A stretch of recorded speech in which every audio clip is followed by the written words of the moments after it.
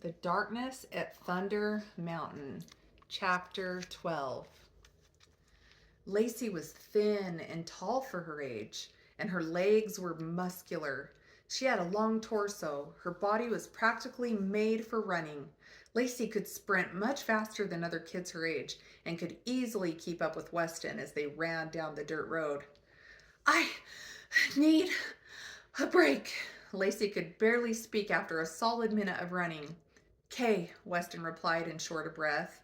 They both grasped their knees and slumped over, and then stood upright and walked in circles to fill their lungs. Larry seemed hardly fazed by the short sprint. "I think we need to get off the road to avoid Bo." Weston choked out the words between gasps of air. "Come on." Weston grabbed Lacie's hand as they headed left off the dirt road into the long dry grass and wildly overgrown scrub oak trees. As they reached the gnarly woods, Weston began snapping branches with his bare hands to clear a path. His adrenaline was pumping furiously as he thought about the danger they were in. Weston could barely feel the deep scrapes cutting through the skin of his hands and face by the dry, sharp branches. His only objective was to get through the trees to find another clearing for safety. Lacie helped clear branches too, but her pace was much more restrained and careful. Larry was long through the trees and waiting for Weston and Lacie to finally make it through to his side. After several minutes, they finally emerged. Larry barked with excitement. "Shh, Larry!"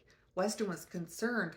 The Bo could be tracking close behind them, and by hearing Larry bark, would know which way they had gone.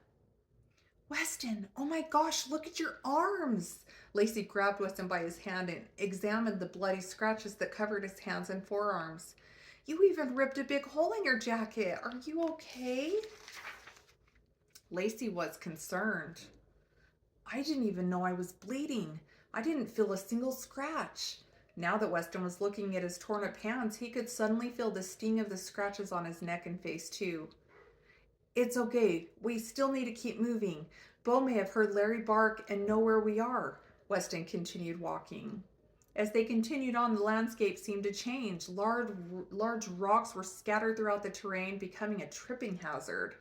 And in the distance, they could see the silhouette of some hills. "Let's go that way," Weston pointed into the distance. "Maybe we can find shelter there and rest." Lacie agreed. They continued walking much slower than before to avoid the new obstacles. As they got closer, the hills seemed to grow taller. "I don't think we will be able to go over those," Lacie concluded. Weston began to scope out the massive rock wall with the flashlight. "Do you see that?" Weston shined the flashlight at a dark hole. "That looks like a cave," Lacie exclaimed.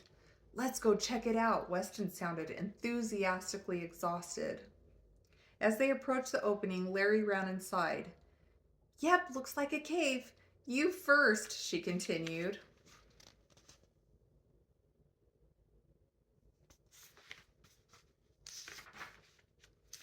Weston gave a thumbs up and ducked his head as he entered the 4-foot opening.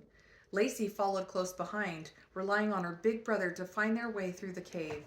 As they got deeper into the cave, the ceiling and walls began to narrow, and no longer could they crouch to go deeper into the cave. They decided that they'd gone deep enough and found a place to sit and rest. "We can share the backpack to lay on and sleep for a while," Weston said. He tried fluffing the stiff nylon and then laid down, making sure to leave half of the pack for Lacie to rest her head on. "Can you leave the flashlight on until I fall asleep?" Lacie asked. "Sure." Weston pointed the flashlight up at the top of the narrow cave. Weston gasped. "Look at those hieroglyphs."